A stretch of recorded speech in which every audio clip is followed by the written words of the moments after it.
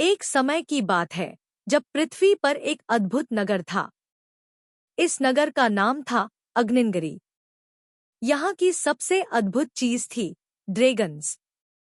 यहाँ के ड्रैगन्स विशाल, सुंदर और बहुत ही बुद्धिमान थे। अग्निनगिरी के ड्रैगन्स नगर के रक्षक और मित्र थे।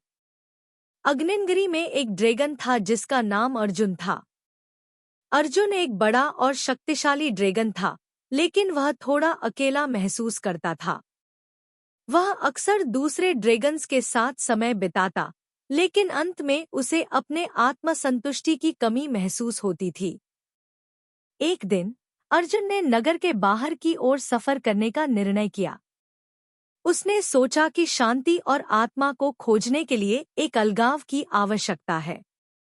वह यात्रा पर निकला और बहुत समय तक अनजान मार्गों में घूमा।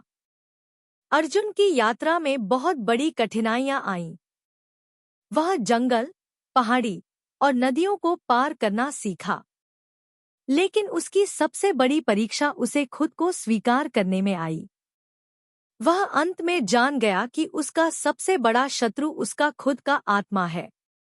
वह अपने आत्मसंतुष्टि के लिए लड़ा और अपनी असाधारण शक्तियों का उपयोग करके उसे परास्त किया। इसके बाद अर्जुन ने अपनी स्वार्थ से परे एक नई उच्चता का अनुभव किया। वह अब आत्मसंतुष्ट और संतुलित था।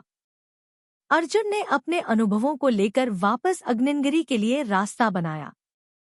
उसने अपने दोस्तों और परिवार को अपने अनुभवों के बारे में बताया और उन्हें भी आत्मसंतुष्टि की महत्वपूर्णता के बारे में शिक्षा दी। अब अग्निनगिरी नगर में हर ड्रैगन आत्मसंतुष्टि और समृद्धि के साथ जीता। नगर में सदा सुख और शांति का वातावरण बना रहता। अर्जुन ने नगर को नया दिशा दिखाया और सभी ड्रैगन्स को अपने आत्मसंतुष्टि की महत्वपूर्णता का ज्ञान दिया। अब अग्निनगिरी नगर एक अद्भुत स्थान बन गया था, जहां हर ड्रैगन अपने जीवन का अनुभव करता और साझा करता था। नगर में सबको अपनी स्वार्थ से परे जीने का तत्व सीखने का मौका मिलता था। अब हर किसी ने समझा कि असली समृद्धि और शांति आत्मसंतुष्टि में ही है। अग्निनगिरी में अब सब कुछ अद्भुत और सुखद था। ड्रैगन्स की एकता और सद्भावना ने नगर को और भी प्रसिद्ध बना दिया। अर्जुन ने अपने यात्रा के अनुभव से बड़ा सबक सीखा और उसने अपने नगर को सामूहिक रूप से एक नया दिशा दिखाया। अब हर ड्रैगन नगर का गर्व बन गया था। उन्होंने समझ लिया कि सच्चे सुख और समृद्धि का राज आत्मसंतुष्टि में है।